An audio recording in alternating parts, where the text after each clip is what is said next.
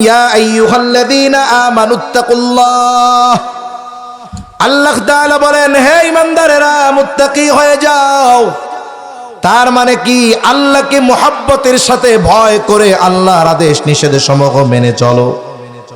আমরা যদি জিজ্ঞাসা করি আল্লাহ মুত্তাকি কেমনে হব, আল্লাহ তাআলা বলেন ওয়াল তানজুর নাফসুম মা কদ্দামাত লিগাদ। আল্লাহ তাআলা বলেন তুমি আগামীর দিকে নজর দাও, তুমি আগামীর জন্য কি প্রেরণ করেছ। আল্লাহ রাব্বুল আলামিন এখানে আগামী মানে ভবিষ্যতের কথা বলেছেন। ভবিষ্যৎ একটা হলো অনির্দিষ্ট আর একটা হলো সুনির্দিষ্ট। দুনিয়ার এই হায়াত যেই ভবিষ্যৎ, এটা অনির্দিষ্ট ভবিষ্যৎ। একজন সরকারি চাকরিজীবী, মনে করেন 20 বছর বয়সে তার সরকারি চাকরি হয়েছে, আর্মিতে হোক, সেনাবাহিনী, নৌবাহিনী, যেখানেই হয় হোক, 20 বছরে চাকরিতে ঢুকলো, বেতন চালু হয়ে গেল। বলেন তো মাসের শেষে গভর্নমেন্ট তাকে পরিপূর্ণ বেতন দেয় নাকি বেতন থেকে কিছু টাকা কেটে রাখে? বেতনের পরিমাণের উপরে একটা % প্রতি মাসে কেটে রাখে। বলে টাকা যে কাটতেছে দেবে কখন? বলে চাকরি ছাড়বে যখন। ঠিক না? এইবার সরকার টাকা জমায় প্রতি মাসে, সেও তার উপার্জন থেকে কিছু টাকা জমায়। যদি জিজ্ঞাসা করা হয় কেন জমাও, বলে চাকরি আছে এখন জমায় রাখি, চাকরি যখন থাকবে না তখন যেন কিছু করতে পারি। সরকারও জমায়, কেমন যেন তারে বলে চিন্তা নাই, চাকরি করতে থাকো। তোমার 60 বছর বয়স পর্যন্ত তোমার যত পরিমাণ টাকা জমা হবে, তুমি যখন এলপিআরে যাবা জমানো টাকার কমপক্ষে 2 গুণ পরিমাণ তোমারে ফেরত দেওয়া হবে, যাতে করে বাকি হায়াত তুমি বসে বসে খাইয়া কাটায়া দিতে পারো। এই যে ভবিষ্যতের জন্য টাকা জমানো হয়, 20 বছর বয়সে টাকা জমানো শুরু হলো 60 বছরের পরে ভালো থাকার জন্য। এই যে ভবিষ্যতের জন্য টাকা জমানো হচ্ছে, বলেন তো ওই ব্যক্তির কাছে ওই ভবিষ্যৎটা অনিশ্চিত নাকি সুনিশ্চিত? অনিশ্চিত। সে 60 বছর পর্যন্ত বাঁচবে কিনা এর কোনো নিশ্চয়তা আছে? অথচ 60 বছর পরে কি করবে এই চিন্তায় 20 বছরে চুল পাকা শুরু হয়ে গেছে। আল্লাহ তাআলা এই জায়গায় সুনিশ্চিত ভবিষ্যতের কথা বলেছেন। সুনিশ্চিত ভবিষ্যৎ হলো মউত, সুনিশ্চিত ভবিষ্যৎ হলো কবর, সুনিশ্চিত ভবিষ্যৎ হাসর, সুনিশ্চিত ভবিষ্যৎ মিজান, সুনিশ্চিত ভবিষ্যৎ কারো জন্য জান্নাত, কারো জন্য জাহান্নাম। কেমন যেন আল্লাহ বলেন বান্দা তুমি তোমার ওই সুনিশ্চিত ভবিষ্যতের দিকে নজর দাও। সুনিশ্চিত ভবিষ্যতে ভালো থাকার জন্য তুমি কি জমিয়েছো, বা সুনিশ্চিত ভবিষ্যতে ভালো থাকার জন্য তুমি কি প্রেরণ করেছ। ইয়া আইয়ুহান নাসুত্তাকু রাব্বাকুমুল্লাযী খলাকাকুম মিন নাফসিন ওয়াহিদা وخلق منها زوجها وبث منهما رجالا كثيرا ونساء। আল্লাহ রাব্বুল আলামিন বলেন ইয়া আইয়ুহান নাস ইত্তাকু রাব্বাকুম, হে মানব সম্প্রদায় তোমরা তোমাদের রবকে ভয় করো। কোন রব? আল্লাযী খলাকাকুম মিন নাফসিন ওয়াহিদা, যিনি তোমাদের সকলকে একটি প্রাণ থেকে সৃষ্টি করেছেন। এই পৃথিবীতে যত মানুষ আছে, হোক সে মুমিন, হোক সে কাফের, হোক সে ভিন্ন ধর্মের অনুসারী, হোক সে নাস্তিক, হোক সে কালো, হোক সে সাদা, হোক সে আরবি, হোক বা অনারবি, যত মানুষ আছে জবান খুলে বলেন তো সব মানুষের রব যিনি, তিনি কে? আমাদের রব আল্লাহ। যে নাস্তিক, আল্লাহকে অস্বীকার করে, তার রব আল্লাহ। আল্লাহ তাআলা বলেন ইয়া আইয়ুহান নাস ইত্তাকু রাব্বাকুম, হে মানব সম্প্রদায় তোমরা তোমাদের রবকে ভয় করো। মুফাসসিরিনে কেরাম বলেন এখানে তাকওয়া দ্বারা উদ্দেশ্য হলো ঈমান। তার মানে হে মানব সম্প্রদায়, তোমরা তোমাদের রবের উপরে ঈমান আনো। কোন রব? যিনি তোমাদেরকে একটি প্রাণ থেকে সৃষ্টি করেছে। কারণ আল্লাহ রাসূল সাল্লাল্লাহু আলাইহি ওয়াসাল্লাম বলেন, আল্লাহ রাব্বুল আলামিন আদম আলাইহিস সালাতু ওয়াস সালামের পৃষ্ঠদেশ থেকে এই পৃথিবীতে যত মানুষ আছে, যত মানুষ দুনিয়া থেকে চলে গেছে, যত মানুষ আসবে, সকলের রূহ আল্লাহ তাআলা আদম আলাইহিস সালামের পৃষ্ঠদেশ তথা পিঠ থেকে বের করেছে। আল্লাহ তাআলা আমাকে আপনাকে আদম আলাইহিস সালামের পৃষ্ঠদেশ থেকে বের করেছেন। কারণ মানুষের মৌলিক জিনিস তার দেহ নয়, মূল জিনিসটা হলো রূহ। আর এই রূহ, সকল মানুষের রূহ আল্লাহ তাআলা কয়জন থেকে বের করেছে? একজন থেকে। এজন্য আল্লাহ তাআলা বলেন মিন নাফসিন ওয়াহিদা, যিনি তোমাদেরকে একটি প্রাণ থেকে সৃষ্টি করেছেন। তাহলে মূল যে কথা আমার বোঝানো উদ্দেশ্য, পুরো আয়াত নিয়ে কথা বলা তো উদ্দেশ্য নয়। মূল উদ্দেশ্য হলো তাকওয়া শব্দের এক উদ্দেশ্য, যখন গোটা মানব সম্প্রদায়কে উদ্দেশ্য করে তাকওয়ার কথা আল্লাহ বলেন, এখানে উদ্দেশ্য ঈমান। এজন্য মুফাসসিরিনে কেরাম বলেন, যখন কোনো ব্যক্তি ঈমান আনে, ঈমান আনার মাধ্যমে সে তাকওয়ার সর্বনিম্ন স্তরে প্রবেশ করে। তার মানে যে ঈমান এনেছে সেও মুত্তাকি। তাহলে যে ঈমান আনলো সেও মুত্তাকি, তাহলে এই মুত্তাকিকে তাকওয়ার আদেশ দিলেন মানে? আল্লাহ রাব্বুল আলামিন, আমি যে আয়াতখানা আপনাদের খেদমতে তিলাওয়াত করেছি, এই আয়াতের মধ্যে আল্লাহ তাআলা স্পেশাল ভাবে ঈমানদারদেরকে উদ্দেশ্য করে তাকওয়া অর্জনের নির্দেশ দিয়েছেন। আল্লাহ তাআলা বলেন, ইয়া আইয়ুহাল্লাযীনা আমানুত্তাকুল্লাহ, হে ঈমানদারেরা, তোমরা মুত্তাকি হয়ে যাও, আল্লাহ তাআলাকে ভয় করো। হাক্কা তুকাতিহি, ভয় করার মতো ভয় করো। তাকওয়া শব্দটি কোরআনুল কারীমে সবচাইতে বেশি দুইটা অর্থে ব্যবহার হয়। কয়টা অর্থে একটু জোরে বলেন? বহুল ব্যবহৃত দুইটা অর্থ নিয়ে জানবো, আরো কিছু অর্থে ব্যবহার হয়, তবে এই দুইটা অর্থ জানলে আমাদের এই জায়গার উদ্দেশ্য বোঝা সহজ হবে ইনশাআল্লাহ। ঈমানদারদেরকে তাকওয়া অর্জনের নির্দেশ দিয়ে আল্লাহ কি বলতে চান, এটা আমাদের এই দুই অর্থ জানলে মোটামুটি বুঝতে সহজ হবে। তাকওয়া শব্দের একটি অর্থ হলো ভয় করা। তাকওয়া অর্থের আরেকটি বহুল ব্যবহৃত অর্থ হলো বিরত থাকা। প্রথম অর্থ ধরেন ভয় করা। এখন মানুষ অপর মানুষকেও কিন্তু ভয় করে। সাধারণত একজন মানুষ আর একজন মানুষকে ভয় করার প্রধানত দুইটা কারণ থাকে। কয়টা কারণ? একটু জোরে বলেন, কয়টা কারণ? দুইটা কারণ। কথা কি বুঝতে পারতেছেন? প্রথম কারণ, সমাজের সবচাইতে খারাপ মানুষটাকে আমরা ভয় করি। কেন? তার খারাপই থেকে বাঁচার জন্য। সমাজের যে মানুষটা সবচেয়ে খারাপ, তাকে ভয় করি না আমরা? পাওয়ার আছে, ক্ষমতা আছে, কিন্তু ক্যারেক্টার, চরিত্র খারাপ, ওরে দেখলে আমরা ভয় করি। অনেক সময় সালামও দিই, সামনাসামনি হাসি মুখে কি কই, আসসালামু আলাইকুম ভাই, ভালো আছেন? পাস হওয়ার পরে আল্লাহর কাছে কই, আল্লাহ কত কালার এই জালেম রে সালাম দিমু, আজরাইল কি ওরে দেখে না? ঠিক কিনা বলেন?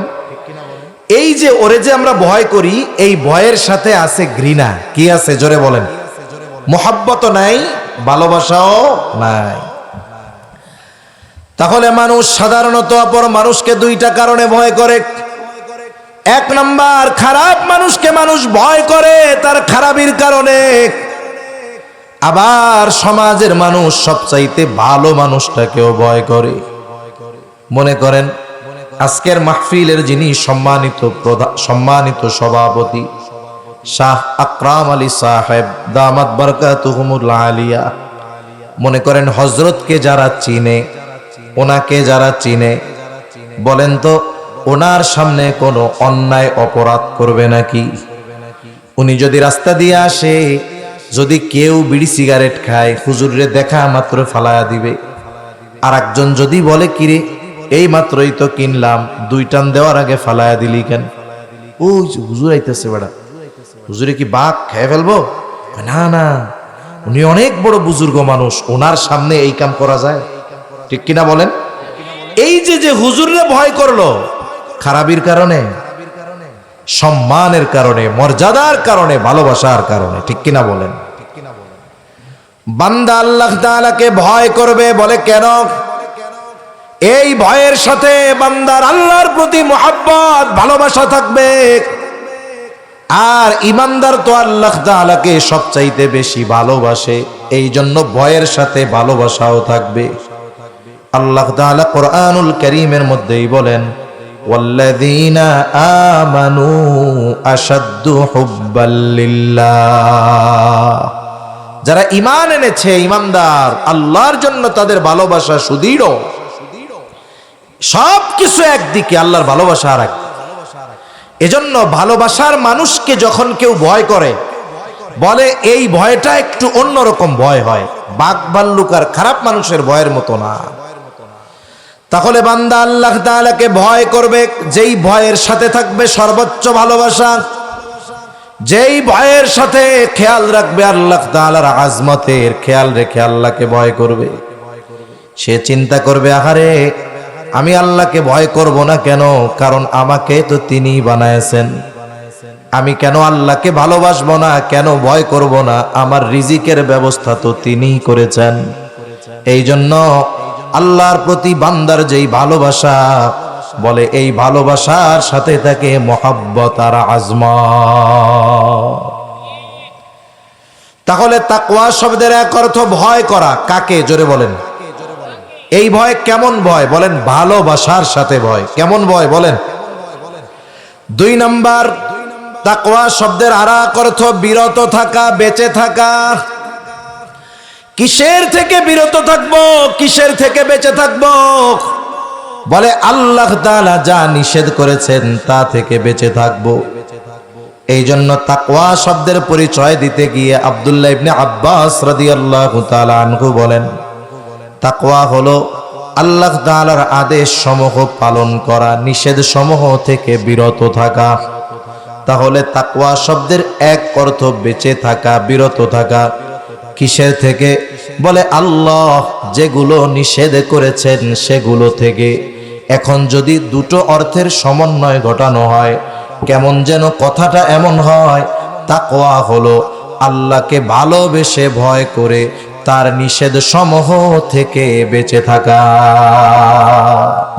তাহলে ইমানদারের তাকওয়া অর্জনের আদেশ আল্লাহ দিয়েছেন। তাহলে এখানে উদ্দেশ্য কি? যে হে ইমানদার, তুমি আমি আল্লাহকে সর্বোচ্চ ভালোবাসবা, সাথে সাথে আমি আল্লাহকে ভয় করে আমি আল্লাহর নিষেধ সমূহ থেকে বেঁচে থাকবা। এখন বলেন, আমাদের সমাজে যত ইমানদার আছে সবাই মুত্তাকি। কারণ ইমান যখন কেউ আনে, তাকওয়ার সর্বনিম্ন স্তরে সে থাকে। কিন্তু আল্লাহ তাআলা যেই তাকওয়া অর্জনের নির্দেশ দিয়েছেন, এই তাকওয়া আমাদের সমাজের সব ইমানদার অর্জন করতে কি পেরেছি? পারি নাই। এটা শতকরা 2-3 জনও নাই, এটাই বাস্তব। এজন্য অর্জনের নির্দেশ দিয়েছেন, সাথে সাথে বলছেন ওয়ালা তামুতুন্না ইল্লা ওয়া আনতুম মুসলিমুন, আর তোমরা মুসলমান না হয়ে মৃত্যুবরণ করিও না। এখন মুসলমান মানে কি? গরু খাইলেই মুসলমান নয়, মুসলমানি দিলেই মুসলমানি নয়।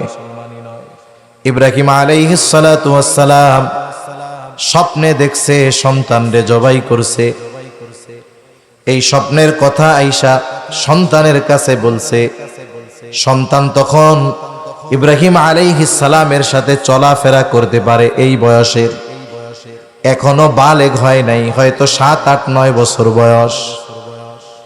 ইব্রাহিম আলাইহিস সালাম আয়েশা বলতেছে, ইয়া বুনাইয়া ইন্নী আরা ফিল মানামি আন্নী আযবাহুকা ফানজুর মাযা তারা, হে আমার বৎস, আমি স্বপ্নে দেখলাম আমি তোমারে জবাই করতেছি, জবাই করতেছি। ইব্রাহিম আলাইহিস সালাম স্বপ্নে দেখছে জবাই করতেছে। আর সাধারণ মানুষের স্বপ্ন আর নবীদের স্বপ্ন এক নয়, বুজুর্গদের স্বপ্ন আর নবীদের স্বপ্ন এক নয়। বলে নবীদের স্বপ্ন হলো ওহী, আর যত বুজুর্গ বড় স্বপ্ন দেখুক না কেন, কখনো তার ওই স্বপ্নের দ্বারা শরীয়তের কোনো বিধানের চুল পরিমাণও নড়চড় করা যাবে না। যেন আমাদের দেশে অনেক বন্ড আছে, স্বপ্ন দেখে নামাজ কালাম বাদ দিয়া দেয়, আছে না নাই কোন? একজন বলে কয় স্বপ্নে দেখছি আমার 2 রাকাত নামাজ কবুল হয়ে গেছে, আর 2 রাকাত কবুল হইলেই নাজাতের জন্য যথেষ্ট, এজন্য আমার আর নামাজ কালাম প্রয়োজন নাই, আমি ওই পর্যায়ে পৌঁছায় গেছি। নাউজুবিল্লাহ বলেন। এ ধরনের অনেক চিটিংবাজ ভণ্ড আমাদের দেশে আছে। কিন্তু নবীদের স্বপ্ন তো ওহী। ইব্রাহিম আলাইহিস সালাম সন্তানের কাছে আয়েশা বলছে, ইয়া বুনাইয়া ইন্নী আরা ফিল মানাম আন্নী আযবাউকা ফানজুর মাযা তারা। তুমি এই ব্যাপারে কি কও? ইব্রাহিম আলাইহিস সালাম স্বপ্নে দেখছে, স্বপ্ন যদি ওহী হয়, আর ওহী তো আল্লাহর নির্দেশ, ঠিক না? তাইলে সন্তানরে আবার জিজ্ঞাসা করার দরকার কি, তুমি কি কও? আল্লাহ তাআলা যখন বনি আদম সৃষ্টি করতে চাইছে, ওয়াইদ ক্বালা রাব্বুকা লিল মালাইকাতি ইন্নী জাইলুন ফিল আরদি খলিফা। আল্লাহ তাআলা যখন ফেরেশতাদের কাছে বললেন ইন্নী জাইলুন ফিল আরদি খলিফা, আমি এই জমিনে আমার প্রতিনিধি পাঠাতে চাই, মানুষ সৃষ্টি করতে চাই, মূল কথা যেটা, ফেরেশতাদের জবাব কি? ক্বালু আতাজআলু ফিহা মান ইউফসিদু ফিহা ওয়া ইয়াসফিকুদ দিমা। আপনি কি এমন কোন জাতি সৃষ্টি করবেন যারা জমিনে গিয়ে বিশৃঙ্খলা করবে, রক্তারক্তি করবে, হানাহানি করবে? আমরাই তো আছি আপনার প্রশংসা করার জন্য, আপনার ইবাদতের জন্য তো আমরাই আছি। ওয়া নাহনু নুসাব্বিহু বিহামদিকা ওয়া নুকদ্দিসু লাক। আমরাই তো আপনার পবিত্রতা বর্ণনা করি, আমরাই তো আপনার প্রশংসার জন্য আছি। আল্লাহ যে ফেরেশতাদেরকে বলছে, ফেরেশতাদের মতামত নেওয়ার জন্য বলছে নাকি? যে না, ফেরেশতারা যদি বলে তাহলে আর মানুষ টানুষ বানাবো না, এই জন্য বলছে। আল্লাহ যদিও তাদের অবস্থা জানেন, এরপরেও তাদের অবস্থা তাদের কাছ থেকে জানতে চান, কিন্তু সিদ্ধান্ত তো আল্লাহরটাই। ইব্রাহিম আলাইহিস সালাম জানেন এটা আল্লাহর নির্দেশ, সন্তান যদি মানাও করে আমি নির্দেশ মান্য করব, কিন্তু সন্তানের মনোভাবটা জানা দরকার। সন্তান ওই রকম জবাব কি দিছে? আমাদের মতো সন্তান হলে কিন্তু কয় কি, কেমন বাপ, জবাই করার নির্দেশ দিছে। সন্তানের জবাব কি? সন্তানও সেই রকম নবীর ছেলে, নবী হবে, জবাবটাও এরকম। ইব্রাহিম আলাইহিস সালামের সন্তানকে যখন বলা হলো ইন্নী রাআইতু ফিল মানামি আন্নী আযবাহুকা ফানজুর মাযা তারা, সন্তানের জবাব ক্বালা ইয়া আবাতি ফাআল মা তু'মার সাতাজিদুনি ইনশাআল্লাহু মিনাস সাবিরিন। বলে হে আমার পিতা, ইয়া আবাতি ফাআল মা তু'মার, আপনি আল্লাহর কাছ থেকে যা নির্দেশ প্রাপ্ত হয়েছেন ওটাই করেন, আপনি আমাকে ধৈর্যশীলদের অন্তর্ভুক্ত পাবেন। ইব্রাহিম আলাইহিস সালামকে যখন ইরাকে সর্বশেষ বাবেলে নমরুদ অগ্নিকুণ্ডের মধ্যে ফালায়া দিছে, ওইখানে আল্লাহ তাআলা তো নমরুদরে মূলত অপমান করছে, যে দেখ তুই অগ্নিকুণ্ডের মধ্যে ফালাইলি, আর ওটাকে আমি সুশীতল একবারে বাগান বানায়া দিছি। এরপর ইব্রাহিম আলাইহিস সালাম হিজরত করলেন, সব কিছু ছেড়ে আসছেন, পিতাও সঙ্গ দেয় নাই, পিতাও ত্যাগ করে দিছে ছেলেরে, যাও তোমারে আমার লাগবে না। ইরাক থেকে হিজরত করলেন শামে। শাম বলতে শুধু সিরিয়া তা না, ফিলিস্তিন, জর্ডান, সিরিয়া এসব তৎকালীন শামের অন্তর্ভুক্ত। এখন ইব্রাহিম আলাইহিস সালাম চলে আসতেছে স্ত্রীকে নিয়ে, ওনার তো সন্তান নাই। মানুষের বার্ধক্যে সবচাইতে বড় সহযোগী থাকে তার সন্তান। তখন উনি আল্লাহর কাছে দোয়া করছে, যখন চলে আসতেছে ইরাক ছেড়ে হিজরত করে, রব্বি হাবলি মিনাস সালিহিন, আয় আল্লাহ আপনি আমার একটা নেককার সন্তান দেন। মুফাসসিরিনে কেরাম বলেন, এজন্য আল্লাহর কাছে সন্তান চাওয়ার সময় ছেলে সন্তান চাওয়া ইব্রাহিম আলাইহিস সালামের আমল। চাইছে ছেলে, দিছে মেয়ে, বেজার হওয়ার সুযোগ আছে?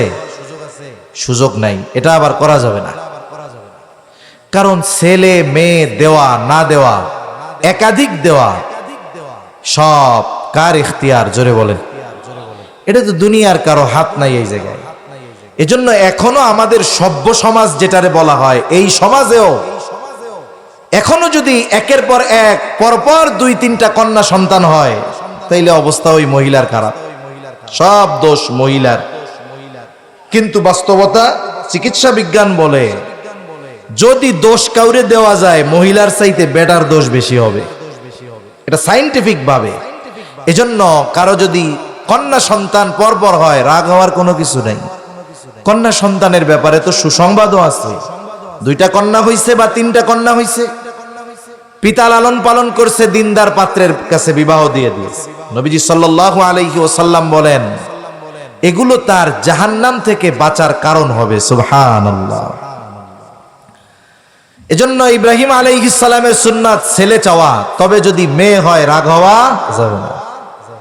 কারণ আল্লাহ তাআলা বলেন, ইয়াহাবু লিমান ইয়াশাউ ইনাফা ওয়া ইয়াহাবু লিমান ইয়াশাউ যুকুর আও ইউযাওবিজুহুম যুকরানা ওয়া ইনাফা ওয়া ইয়াজআলু মান ইয়াশাউ আকীমা।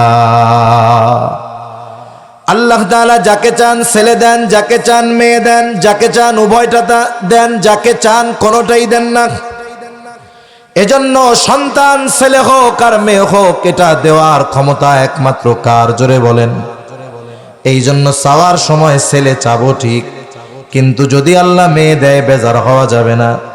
ইব্রাহিম আলাইহিস সালাম আল্লাহর কাছে বললেন, আল্লাহ আপনি আমাকে একটা নেককার সন্তান দেন। আর আল্লাহ তাআলা জবাবে বললেন, ফাবাশশারনাহু বিগুলামিন হালিম। আমি তাকে একটা সহনশীল সন্তানের সুসংবাদ দিলাম। সহনশীলতা এটা অনেক ভালো গুণের সমন্বয় একটি গুণ, যার মধ্যে সবরও আছে। যার মধ্যে কি আছে? একজন সহনশীল ব্যক্তি, তার মধ্যে যদি সবর না থাকে, ধৈর্য না থাকে, সে সহনশীল ব্যক্তি হতে পারবে না। দেখেন আল্লাহ তাআলা ইসমাঈল আলাইহিস সালামের জন্মের আগে কি বলছিলেন? যে আমি তাকে একটা সহনশীল সন্তানের সুসংবাদ দিলাম। এই সহনশীল সন্তান দ্বীনের ব্যাপারে কতটা সহনশীল, কতটা সবের, কতটা ধৈর্য ধারণকারী, আল্লাহ তাআলা ওই সময় খবর দিছিলেন, আর এখন প্র্যাকটিক্যাল দেখায় দিলেন। বাপ বলছে, আল্লাহ কইছে স্বপ্নে দেখছি তোমারে জবাই করতেছি, আর ছেলে বলতেছে, ইয়া আবা তিফআল মা তুমার সাতাজিদুনি ইনশাআল্লাহু মিনাস সাবিরিন। আল্লাহু আকবার। তাহলে যেই সহনশীল সন্তানের সুসংবাদ আল্লাহ তাআলা ইব্রাহিম আলাইহিস সালামকে দিছিলেন, এই সময় ওই সন্তান তার আচরণের মাধ্যমে, একটা বালক নাবালক সন্তান তার আচরণের মাধ্যমে প্রমাণ করে দিয়েছে যে আল্লাহ তাআলা তাকে কি পরিমাণ সবরের গুণ আর সহনশীলতা আল্লাহ দান করেছে। এবার ইব্রাহিম আলাইহিস সালাম সন্তানদের নিয়ে আল্লাহর আদেশ পালনের জন্য তৈরি হয়ে গেলেন। ফালাম্মা আসলামা ওয়া তাল্লাহু লিল জাবিন। আল্লাহ তাআলা বলতেছে, ফালাম্মা আসলামা, তারা উভয়ে যখন আত্মসমর্পণ করলো, তারা উভয়ে যখন আমি আল্লাহর নির্দেশ মেনে নিল, ওয়া তাল্লাহু লিল জাবিন, আর জবাই করার জন্য তাকে উপর করে দেওয়া হলো। এখানেই মূল কথাটা আমার বলা উদ্দেশ্য, ঘটনা বলা উদ্দেশ্য নয়। তার মানে প্রকৃত মুসলমান হলো সে যে আল্লাহ তাআলার নির্দেশের সামনে তার সব কিছুকে সোপারদ করে দেয়। আল্লাহ বললেন, বাপ বেটা উভয়ে কি করছে? ফালাম্মা আসলামা, দুইজনেই আত্মসমর্পণ করেছে। তার মানে কি? আল্লাহ তাআলার আদেশ মেনে নিয়েছে। আল্লাহ ওই কথাই বলতেছেন, হে ইমানদারেরা, আল্লাহ তাআলাকে ভয় করো। তার মানে আল্লাহকে মোহাব্বত করে, ভয় করে, তার নিষেধ সমূহ থেকে বিরত থাকো, আর পরিপূর্ণ আমার আদেশের সামনে আত্মসমর্পণকারী না হয়ে মৃত্যুবরণ করিও না। এটা এক হুঁশিয়ারি আমাদের জন্য আল্লাহর তরফ থেকে। এখন এই দৃষ্টিকোণ থেকে আমাদের সকলকে প্রকৃত মুসলিম মুত্তাকি হওয়ার দরকার আছে না নাই? জোরে বলেন। যে ব্যক্তি আল্লাহকে ভালোবেসে আল্লাহর হুকুম মানবে, আল্লাহর আদেশ নিষেধ মেনে চলবে, আল্লাহকে ভয় করে, ওই ব্যক্তি মুসলিম, প্রকৃত মুসলিম।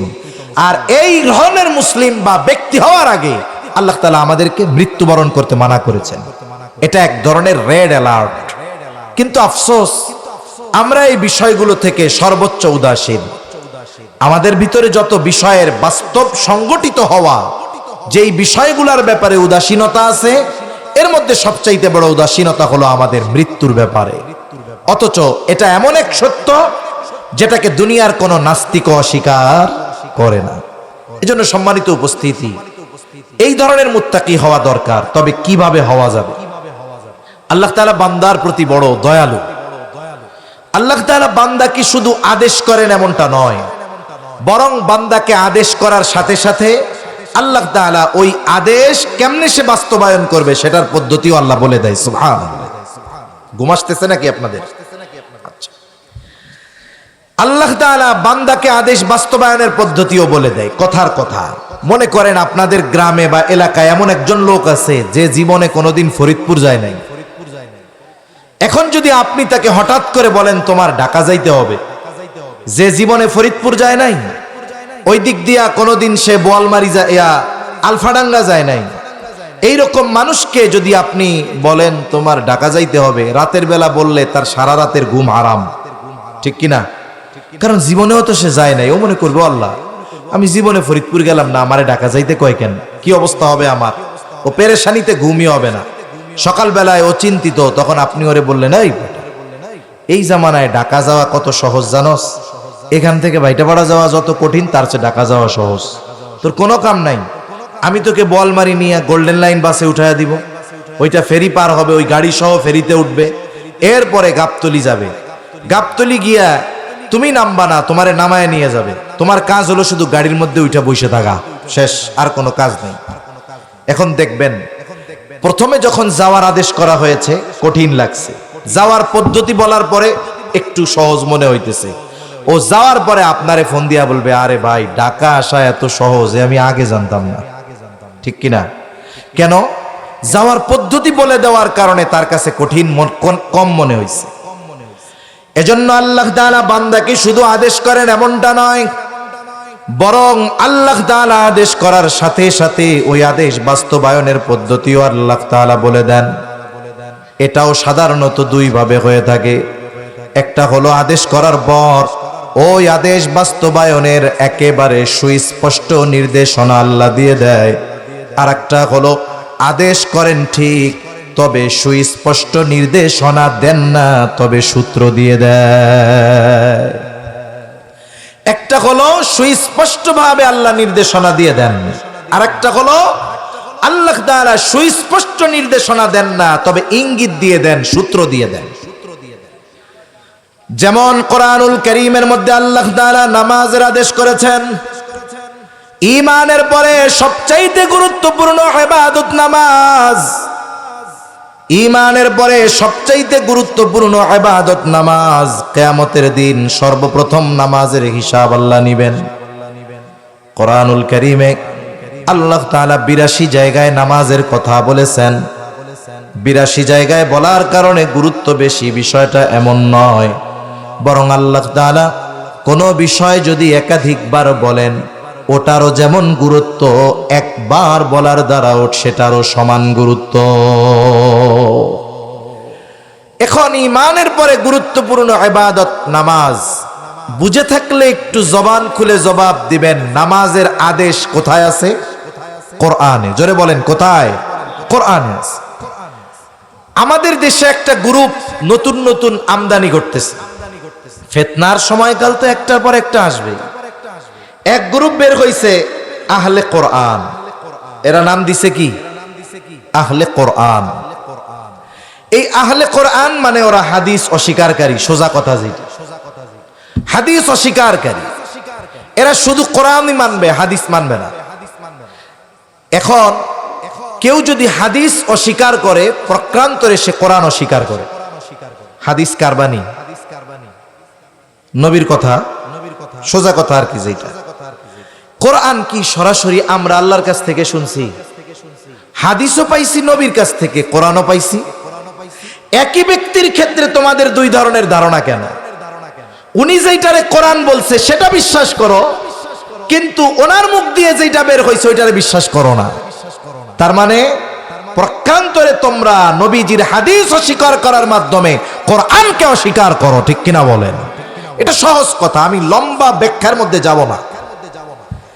এখন যারা বলে আমরা শুধুমাত্র কোরআন মানি, হাদিস মানি না, ওদেরকেও যদি বলি, অথবা দুনিয়ার সব আলেমদেরকে যদি বলা হয় এক কাজ করেন, হাদিস দেখা যাবে না, নবীর সিরাত সুন্নাহ হাদিস সব একদিকে রাখেন, নামাজের আদেশ আছে কোরআনে, একেবারে হুবহু কোরআনের ইবারত থেকে ফজরের 2 রাকাত সুন্নাত আমরা যেভাবে পড়ি সব মাসালাগুলো শুধু কোরআন থেকে বের করেন। কিয়ামত পর্যন্ত যদি হায়াত দেওয়া হয়, নবীর হাদিস বাদ দিয়ে শুধু কোরআন থেকে 2 রাকাত নামাজের যেই সিস্টেম পদ্ধতি, এটা কিয়ামত পর্যন্ত তারা বের করতে পারবে না। তাহলে নামাজের আদেশ কোরআনে আছে, তবে নামাজের পদ্ধতি আল্লাহ কোরআনে বলে দেন নাই। এজন্যই আল্লাহ তাআলা তার আনুগত্যের নির্দেশ দিয়েছেন। কোরআনুল কারীমে আল্লাহ তাআলা বলেন, ওয়ামাইয়ুতিইল্লাহা ওয়ার রাসূলা ফাউলাইকা মাআল্লাযীনা আন'আমাল্লাহু মিনান নাবিয়্যিনা ওয়াস সিদ্দীকিনা ওয়াশ শুহাদাই ওয়াস সালিহিন। আল্লাহ তাআলা এখানে তার আনুগত্যের কথা, সাথে সাথে রাসূলের আনুগত্যের কথা বললেন। আবার কোন জায়গায় শুধু নিজের আনুগত্যের কথা বলেছেন। আমরা যদি আল্লাহ তাআলাকে প্রশ্ন করি, জানতে চাই, আল্লাহ আপনার আনুগত্য কেমনে করব, আল্লাহ তাআলা জবাব দিয়ে বলেন, মাইয়ুতিইর রাসূলা ফাকাদ আতা আল্লাহ। যে আল্লাহর রাসূলের আনুগত্য করলো সে আল্লাহর আনুগত্য করলো। তার মানে যেই আদেশগুলো আল্লাহ তাআলার, এই আদেশের আনুগত্য যদি করতে হয়, তাহলে রাসূলের আনুগত্যের মাধ্যমে আল্লাহর ওই আদেশের আনুগত্য করা যায়। এই সূত্রের দিকে যদি আমরা খেয়াল করি, তাহলে আমরা নামাজের আদেশ কোরআনে পেয়েছি, কিন্তু পদ্ধতি পাওয়া যাবে নবীজির কাছে। এজন্য নবীজি সাল্লাল্লাহু আলাইহি ওয়াসাল্লাম বলেন, সাল্লু কামা রাআইতুমুনি উসাল্লি, তোমরা নামাজ পড়ো আমাকে যেভাবে নামাজ পড়তে দেখো। তার মানে নামাজের আদেশ করেছেন আল্লাহ, আর উম্মতকে নামাজের পদ্ধতি শিখিয়েছেন মুহাম্মাদুর রাসূলুল্লাহ সাল্লাল্লাহু আলাইহি ওয়াসাল্লাম। উদাহরণ অনেক দেওয়া যাবে, সময় লম্বা হয়ে যাবে। মূল বিষয় হলো, আল্লাহ তাআলা বান্দাকে যখন কিছুর আদেশ করেন, ওই আদেশ বাস্তবায়নের পদ্ধতি কমপক্ষে 2টা। একটা, আদেশ করার সাথে সাথে সুস্পষ্ট নির্দেশনা দেন, আর একটা আদেশ করেন তবে সুস্পষ্ট নির্দেশনা দেন না, তবে সূত্র জানিয়ে দেন। যেমন নামাজের আদেশ আল্লাহ কোরআনে করেছেন, তবে নামাজের পদ্ধতি শিখতে হবে মুহাম্মাদুর রাসূলুল্লাহ সাল্লাল্লাহু আলাইহি ওয়াসাল্লাম থেকে। আরেকটা বলি, যেমন রুকু করা নামাজের ফরজ সমূহের মধ্যে একটি ফরজ। কি করা? রুকু করা। যিনি সুস্থ ব্যক্তি তিনি পরিপূর্ণভাবে তো রুকু করবেন। রুকু শব্দের শাব্দিক অর্থ হলো ঝুঁকা। রুকু শব্দের শাব্দিক অর্থ ঝুঁকা। এখন আমি সুস্থ মানুষ, আপনাদের সাথে মসজিদে নামাজে দাঁড়াইলাম, আপনারা রুকুতে গেছেন, আমিও রুকুতে গেছি, তবে আপনাদের রুকু আর আমার রুকুর মধ্যে তফাৎ। আমি দাঁড়া হয়ে একটু শুধু ঝুঁকছি। নামাজের পরে কি বলবেন? দেখতে তো হুজুর হুজুর লাগে, রুকু কেমনে করে জানেন না? তা আমি যদি তখন বলি, ভাই রুকু শব্দের শাব্দিক অর্থ হলো ঝুঁকা, আমি তো একটু ঝুঁকছি, বলে না না এটারে তো রুকু বলে না। তাহলে আমি যদি আপনারে বলি তখন রুকু শব্দের অর্থ ঝুঁকা, তবে ঝুঁকবো কতটুকু? তখন আপনারা কি বলবেন? আলেমদের থেকে যদি শিখে থাকেন বলবেন আমাদের ওলামায়ে কেরাম আমাদের শিখিয়েছে নামাজের মধ্যে যেই রুকু, এটা এরকম সোজা হয়ে দাঁড়াইলাম, রুকুর সময় একেবারে এই রকম ডালের মতো হয়ে যাবে, এলের মতো হয়ে যাবে, এইভাবে বাঁকা হইতে হবে।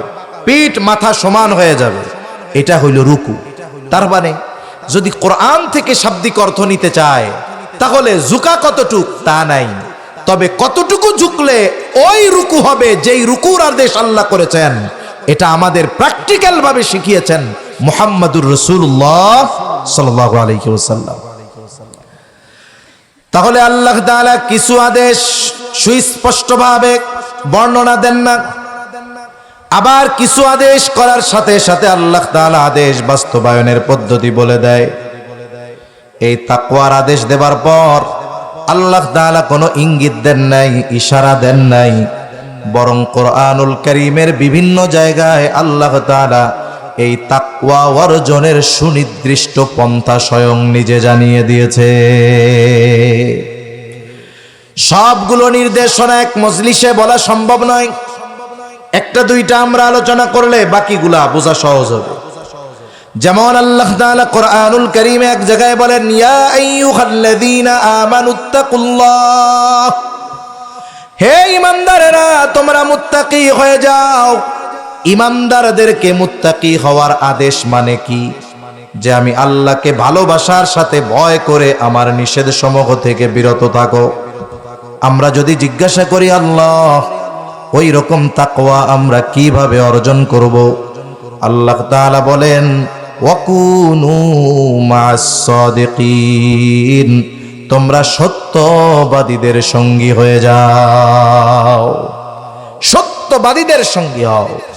আল্লাহ তাআলা এখানে সত্যবাদীদের সঙ্গী হওয়ার কথা বলছেন। একটা মানুষ ভালো মানুষ হওয়ার জন্য আরো অনেক গুণ থাকে, তবে আল্লাহ কেন সত্যবাদিতার গুণের কথা বললেন? কারণ সত্যবাদিতা হলো এমন এক গুণ, এটা যে পরিপূর্ণ অর্জন করে বাকি সব ভালো গুণ তার মধ্যে পাওয়া যায়। কোন ঈমানদার যদি পরিপূর্ণ সত্যবাদিতার গুণে গুণান্বিত হতে পারে, তাহলে তার মধ্যে ইবাদতের গুণ থাকে, তার মধ্যে জিকিরের গুণ থাকে, তার মধ্যে শুকরের গুণ থাকে, তার মধ্যে সবরের গুণ থাকে। এজন্য আল্লাহ তাআলা বলেন নাই হে ঈমানদারেরা মুত্তাকি হও, কেমনে হব? ওয়াকুনু মাআল আবিদিন ওয়াকুনু মা'আশ শাকিরিন ওয়াকুনু মা'আয যাকিরিন। আল্লাহ বলেন নাই, আল্লাহ বলেছেন ওয়াকুনু মা'আস সাদিকিন, সত্যবাদীদের সঙ্গে হও। এজন্য সত্যবাদিতা হলো এমন এক গুণ যে পরিপূর্ণ অর্জন করেছে, বাকি ভালো গুণ তার মধ্যে এমনিতেই পাওয়া যাবে। কঠিন এক গুণ তাহলে এটা। যেমন মাঝে মধ্যে এমনি গল্প বলি আর কি। এক সময় গ্রাম অঞ্চলে যদি কোনো ছেলে ৩-৪টা লেটার পাইয়া ম্যাট্রিক পাস করতো, 5 গ্রাম দূর থেকে তাকে দেখার জন্য আসতো, যে অমুক থানার অমুক ইউনিয়নের অমুক একটা ছেলে 5টা লেটার নিয়ে ম্যাট্রিক পাস করছে, চল কালকে সকালে তারে দেখতে যাবো। এক সময় এরকম ছিল, গ্রামের মানুষও মনে করতো ম্যাট্রিক আইয়া পাস করলে তার মতো উচ্চ শিক্ষিত আর কেউ নাই, ঠিক না? ম্যাট্রিক আইয়া পাস করলে অনেক বড় শিক্ষিত মানুষ। কিন্তু তৎকালীন সময়েও উচ্চ শিক্ষা ছিল, তবে নির্দিষ্ট কিছু জায়গায়। মনে করেন প্রত্যন্ত অঞ্চল থেকে একটা ছেলে শহরে গিয়ে, তৎকালীন সময়ে দূরে গিয়ে সে উচ্চ শিক্ষায় শিক্ষিত হয়েছে, অনার্স মাস্টার্স সব কমপ্লিট করে আসছে, বিসিএস ক্যাডার হয়ে গেছে। এখন ওই প্রত্যন্ত অঞ্চলে সে যখন ফিরে আসছে, আশেপাশের 5-10 গ্রামের মানুষ তারে দেখার জন্য আসছে। ওরে বাবা, আমাদের থানার মধ্যে সবচাইতে বড় শিক্ষিত মানুষ, যাই ওর একটু দেখে আস। সবাই দেখে টেকে চলে গেছে। এক মুরব্বী দাঁড়ায় আছে। এখন কোন মুরব্বী? বলে যেই মুরব্বী জানে ম্যাট্রিক আইয়া পাস করলে উচ্চ শিক্ষিত। সবাই চলে যাবার পরে উনি ওই উচ্চ শিক্ষিত লোকটার কাছে গিয়ে বলতেছে, বাবা শুনলাম তো তুমি অনেক বড় শিক্ষিত, তা তুমি কি লেখাপড়া করছো একটু কও তো। যে উচ্চ শিক্ষায় শিক্ষিত সে কি বলবে নাকি আমি ক্লাস 1 পাস করছি, এরপরে 2 পাস করে 3, এগুলো কি বলবে? সে তার হায়ার এডুকেশনের কথাগুলো বলবে। সে বলতেছে যে আমি অমক ইউনিভার্সিটিতে অনার্স করছি, এরপরে মাস্টার্স করছি, এরপরে বিসিএস দিছি, এরপরে এই বিষয়ের উপরে পিএইচডি করছি, এই অমুক তমুক সব কইছে, কিন্তু বেচারা ম্যাট্রিক আর আইয়া পাশের কথা কয় নাই। মুরব্বী কি জানে? ম্যাট্রিক আইয়া পাস করলে উচ্চ শিক্ষিত, উনি ওনার শিক্ষাগত যোগ্যতার পরিচয় দিতে গিয়ে ম্যাট্রিক আইয়ার কথা বলে নাই, কারণ ওই শিক্ষার সামনে এগুলার কোনো ভ্যালু নেই। মুরব্বী খুব তাচ্ছিল্যের সাথে বলতেছে, এত কিছু পড়লা, ম্যাট্রিক আইয়া কি পাশ করছিলা? কথা বুঝেন নাই মনে হয়। তুমি এত ডক্টরেট করে ফেলছো, ম্যাট্রিক আইয়া কি পাশ করছো? এখন বিষয়টা হলো, বলেন তো, উনি যদি ম্যাট্রিক আইয়া পাশ নাই করতো, ইউনিভার্সিটির বারান্দায় যাইতে পারতো? পারতো না। এজন্য একজন মানুষ যখন তার সর্বোচ্চ পদের কথা বলে, গুণের কথা বলে, সার্টিফিকেটের কথা বলে, তার মানে বোঝা যায় বাকিগুলা তার পকেটে আছে। ঠিক কিনা বলেন? এজন্য আল্লাহ রাব্বুল আলামিন সর্বোত্তম গুণের কথা আল্লাহ তাআলা উল্লেখ করে বলেন, ওয়াকুনু মা'আস সাদিকিন, তোমরা সত্যবাদীদের সঙ্গী হয়ে যাও। সত্যবাদিতার গুণ, এটা কত পাওয়ারফুল গুণ। আমার আপনার নবী যখন প্রকাশ্যে দ্বীনের দাওয়াত দেওয়া শুরু করলেন, আবু কুবাইস পাহাড়ে উঠে মক্কার সব মানুষকে আহ্বান করলেন। রাসূলুল্লাহ সাল্লাল্লাহু আলাইহি ওয়াসাল্লাম তখন 43 বছর বয়স। মক্কাবাসীকে উদ্দেশ্য করে বলতেছে, আমি যদি তোমাদেরকে এই খবর দেই, এই পাহাড়ের পেছন দিকে পাদদেশে একদল অস্ত্রধারী সৈন্য তোমাদের উপরে আক্রমণ করার জন্য অপেক্ষমান, আকুনতুম মুসাদ্দিকিয়া, তোমরা কি আমার এই কথার সত্যায়ন করবা নাকি? নবীজি যখন তাদেরকে এই প্রশ্ন ছুড়ে দিলেন, উপস্থিত সকলে সমস্বরে জবাব দিয়ে বলল, কেন নয় মুহাম্মদ, অবশ্যই তোমার কথা বিশ্বাস করব, কারণ ইতিপূর্বে সর্বাবস্থায় আমরা তোমাকে সত্যবাদী পেয়েছি। তাহলে সত্যবাদিতা হলো এমন এক গুণ। 2 নম্বর বিষয়, এই ভালো গুণের মানুষের সাথে মিশতে হবে। 2 নম্বর বিষয়, এখানে সোহবতের একটা প্রভাব আল্লাহ তাআলা আমাদেরকে জানিয়েছেন। যে কোনো বিষয়ে সঙ্গ দোষে লোহা ভাসে, সৎসঙ্গ স্বর্গবাস, অসৎসঙ্গ সর্বনাশ। কোন ব্যক্তি যদি তার চারিত্রিক জীবনে উন্নতি চায়, মনে করেন তার চারিত্রিক লেভেল এতটুক, তাহলে মিশতে হবে তার চাইতে ভালো মানুষ যে তার সাথে। তাহলে কি হবে? তাহলে তার চরিত্রটা একটু ভালো হবে।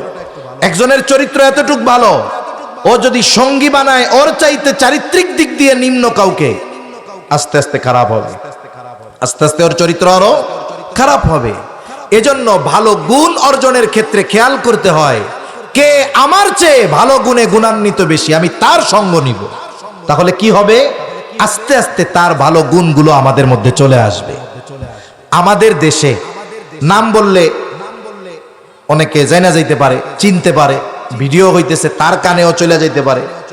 কোন ব্যক্তির নাম উল্লেখ করার দরকার নাই, এরকম লোক আমাদের সমাজে অনেক আছে, আমাদের এলাকায়ও আছে, কম বেশি সব জায়গায় আছে। অনেক মানুষ আছে, এখনো প্রত্যন্ত অঞ্চলে এমন মানুষ আছে, 8 ফেল ডাক্তার। কি fail doctor? 8 fail doctor. 8 fail করে আবার ডাক্তার হয় কেন? MBBS কমপ্লিট করার আগে তার নামের আগে ডাক্তার লেখানো তো বৈধ না। তবে হ্যাঁ, অনেক এলাকায় এমন লোক আছে যে 8 ফেল ডাক্তার। কেমনে? এক এলাকায় এরকম আছে, এক লোক টাকা পয়সার অভাবে লেখাপড়া করতে পারে না। ওই সময়ের একজন ডাক্তার MBBS, সে এলাকায় এসে বাজারে ফার্মেসি দিছে, রুগী দেখে। এখন তার সহকারী তো একজন দরকার, এখন ওই 8 ফেল ছেলেটারে তার কাছে রাখছে। 8 ফেল ছেলেটারে ফার্মেসিতে বসাইছে, বিভিন্ন রোগে রাখে। এইভাবে 1-1.5 যুগ ওই ডাক্তারের সাথে ওই লোকটা থাকছে। কোন লোক? 8 ফেল ওই লোকটা। একটা সময় ডাক্তারের ছেলে পেলে কেউ নাই, ডাক্তারের হায়াতের শেষ সময় অতিবাহিত করতেছে। ডাক্তার বলে, তুই এত বছর আমার সাথে থাকলি, আমার তো আর ওয়ারিশ নাই, যা এই দোকান তোরে আমি দিয়া গেলাম।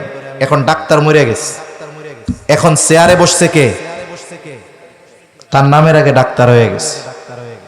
অনেক MBBS ভালো ভালো স্পেশালিস্ট দেখায় আসে, গ্রামের মানুষ কয় আমাগো ওই আব্দুল্লাহ ডাক্তারের মতো ডাক্তার ঢাকা শহরে এখনো পয়দা হয় নাই।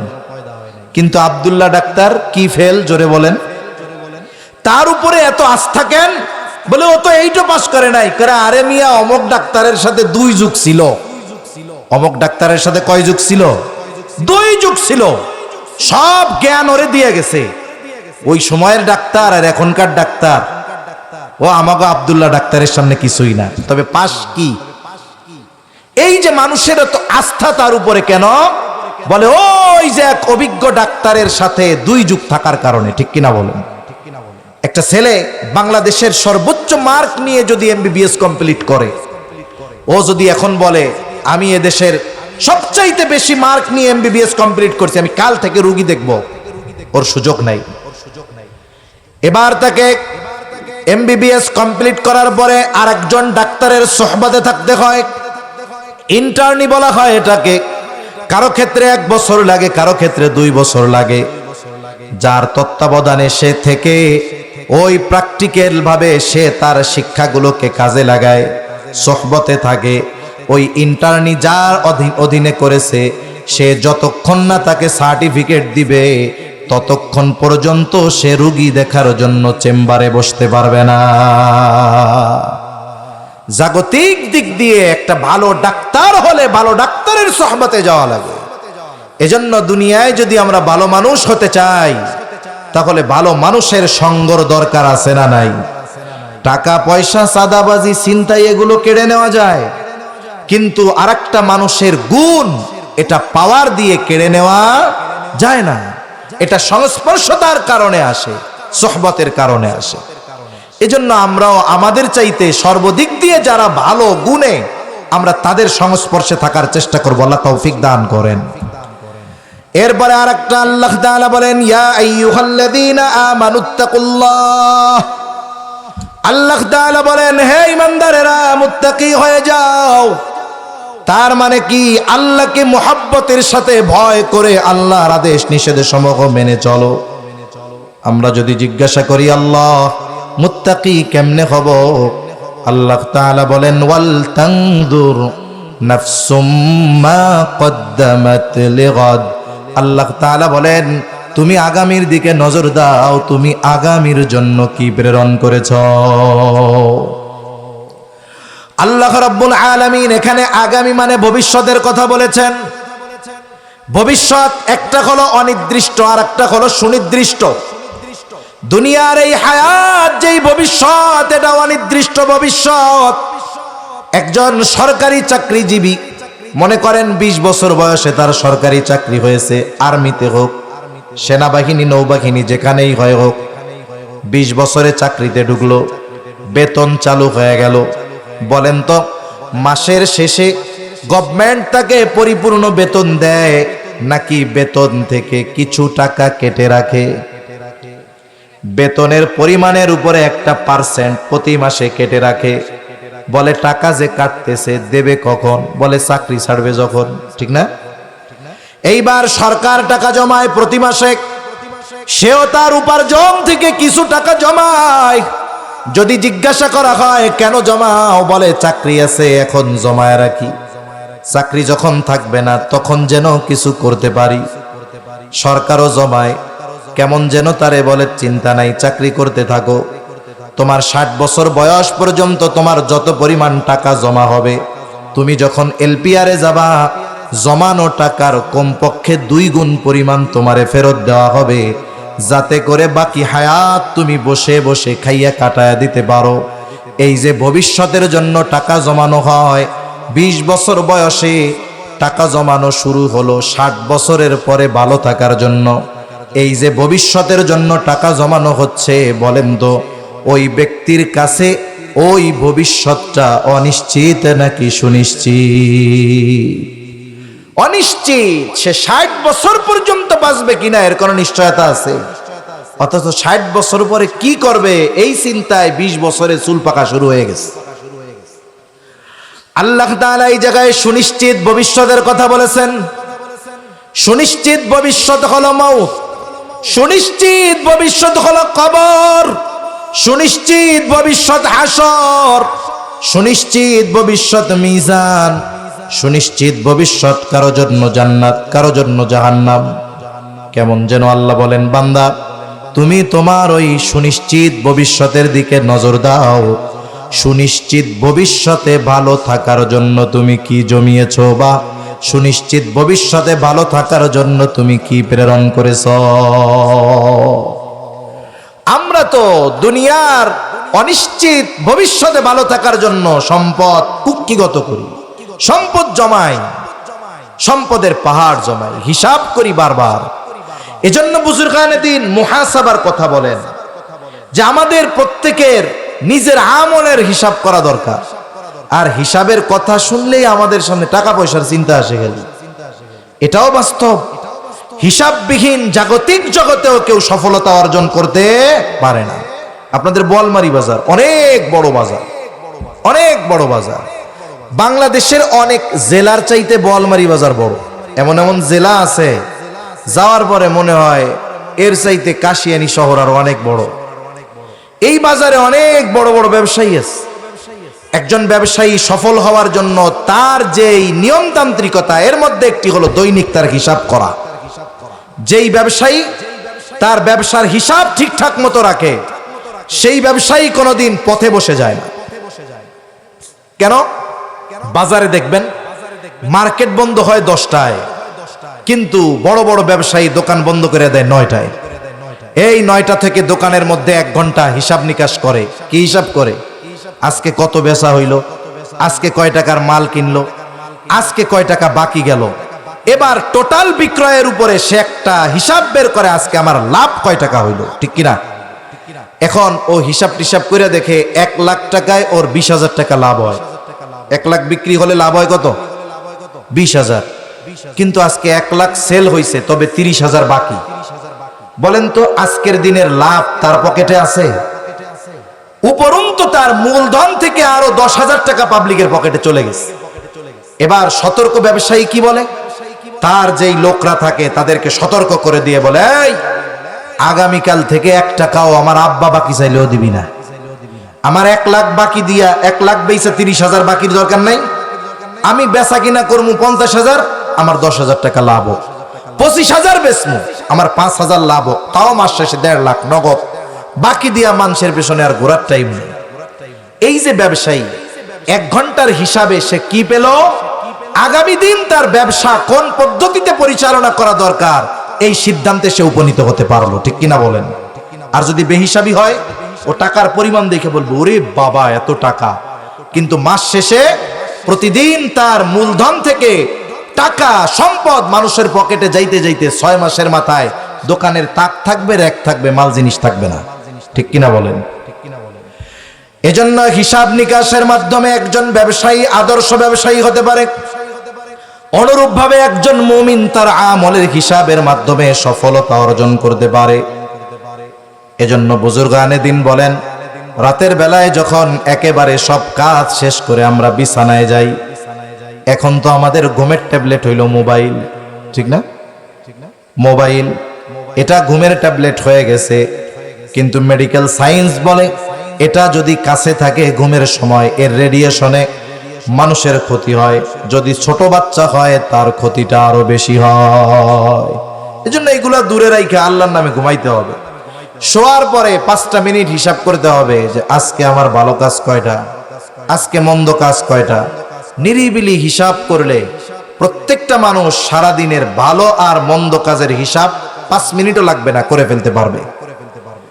বিজ্ঞান বলে মানুষ ঘুমের সময় যেই জিনিসটা নিয়ে চিন্তা করে এর প্রভাব গোটা রাত ঘুমের মধ্যেও তার কাজ করে।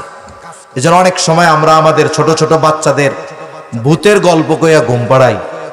এতে কি হয় দেখবেন, হঠাৎ করে রাতের বেলায় ও লাফ দিয়া উঠে ভয়ে, ওই যে ভূত টুত কইছেন, হাউ মাউ কইছেন, এখন ওইগুলার তার কল্পনায় দুঃস্বপ্ন দেখে আর ভয়ে ঘুমের থেকে উঠে যায়, কান্না করে। এজন্য রাতের কথা কাজ ঘুমানোর আগের এটার প্রভাব থাকে সবার মধ্যে। এখন সে হিসাব করে দেখে আজকে তার গোনা বেশি সওয়াব কম, গোনা বেশি সওয়াব কম। এখন তার মধ্যে একটু চিন্তা আসবে, আরে আজকের হিসাবে গোনা বেশি সওয়াব কম, যদি আমার বিগত গোটা হায়াতের হিসাবটা এমন হয় যে গোনা বেশি সওয়াব কম, তাইলে কি হবে? হয়তো এই চিন্তা তার মধ্যে তাওবার আগ্রহ জাগ্রত করবে। সে হয়তো আল্লাহ তাআলার কাছে একাকী নিবৃত্তে তাওবা করবে, আল্লাহ আমার গুনার হিসাব দুনিয়ার কেউ না জানলেও আপনি জানেন।